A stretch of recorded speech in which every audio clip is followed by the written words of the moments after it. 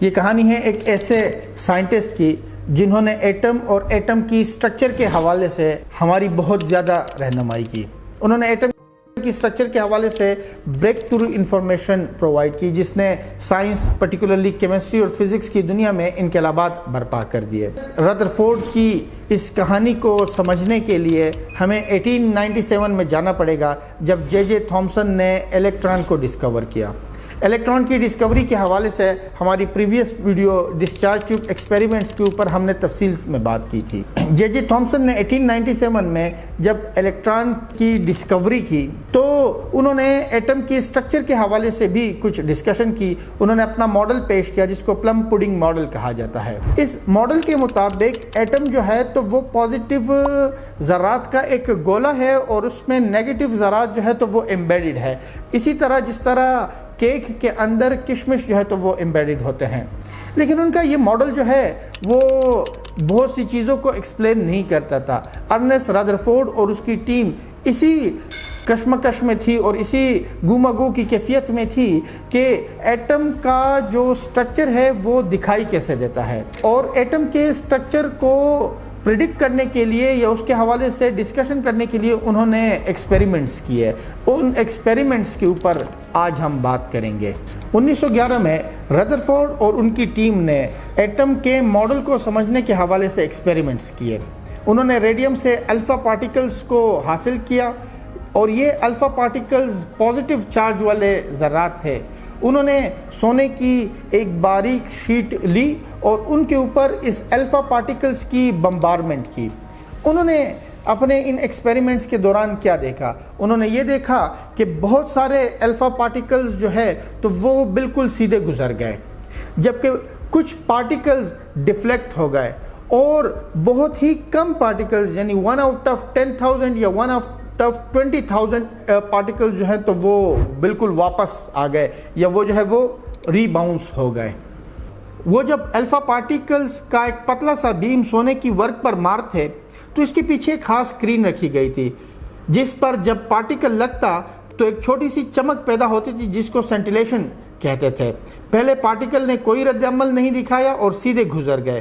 کچھ پارٹیکلز جو ہے تو وہ تھوڑا سا مڑ گئے اور پھر دھماکہ اس وقت ہوا جب کچھ پارٹیکل بالکل واپس لوٹ آئے، جسے دیکھ کر سب حیران رہ گئے۔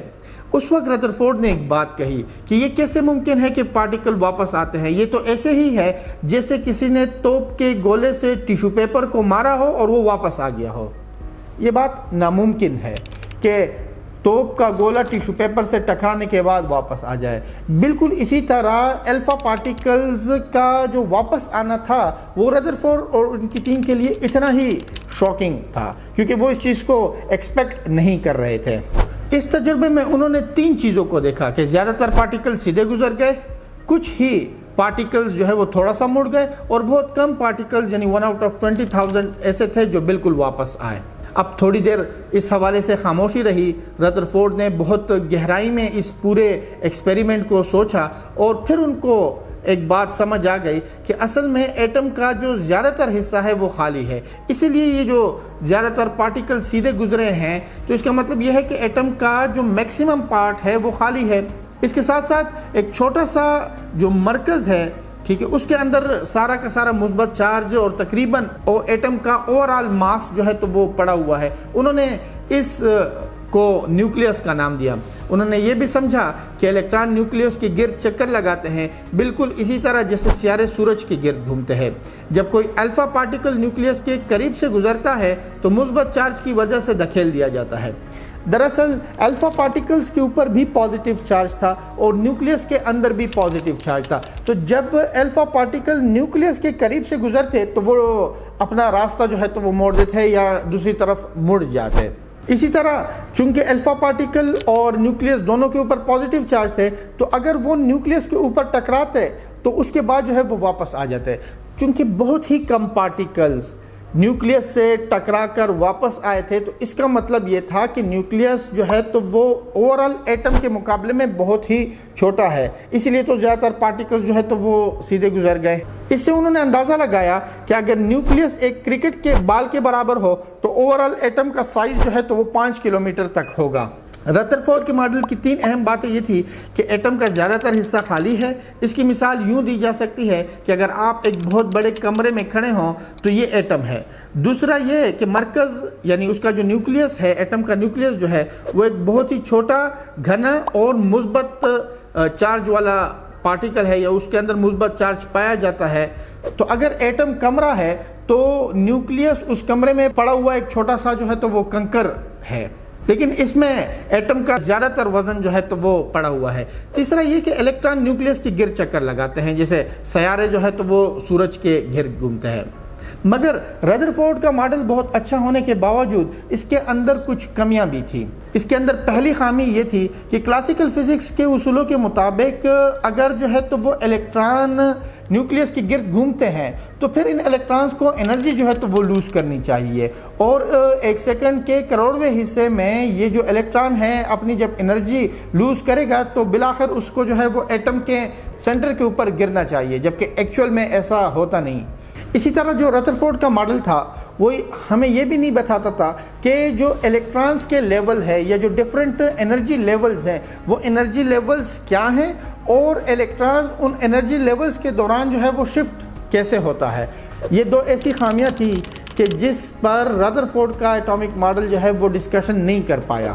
اگرچہ ان کا ماڈل نامکمل تھا، لیکن یہ سائنس کی تاریخ کا ایک بہت بڑا سنگ میل تھا جس نے نیوکلیئر فزکس کی بنیاد رکھی اور ایٹم کے بارے میں ہماری سوچ کو یکسر بدل دیا.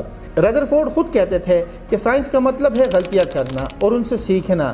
ان کا ماڈل مکمل نہیں تھا مگر اس نے نیا راستہ دکھایا. آج بھی ہم نیوکلیئر انرجی، ایکس رے یا ایٹامک علوم کے بارے میں جب بھی پڑھتے ہیں تو ردرفورڈ کا نام عزت سے لیا جاتا ہے. یوں تو ایٹم کی کہانی ہزاروں سال پرانی ہے، لیکن ردرفورڈ نے 1911 میں ایک نیا چیپٹر لکھا جس میں ایک چھوٹا سا تجربہ، سونے کا ایک پتلا ورق اور الفا پارٹیکلز کے چند چھوٹے نشانات نے ہمیں ایٹم کے مرکز کے حوالے سے یا نیوکلیس کے حوالے سے بتایا. آج بھی جب آپ ستاروں کو دیکھیں تو یاد رکھیں کہ ایٹم بھی اسی طرح کا ہے جیسا ردرفورڈ نے بنایا تھا، کہ جس میں خالی پن ہے اور اس کے ساتھ ساتھ نیوکلیس ہے، اور اس نیوکلیس کے اندر جو ہے وہ پازیٹیو ذرات ہیں، اور یہ نیوکلیس اوورال ایٹم کے مقابلے میں بہت چھوٹا ہے. لیکن اس نیوکلیس کے اندر جو ایٹم ہے اس کا زیادہ تر ماس یہاں پر پڑا ہوا ہے. اس ٹاپک کے حوالے سے آپ کا کوئی سوال ہو تو وہ آپ ہم سے کمنٹ میں پوچھ سکتے ہیں. Thank you.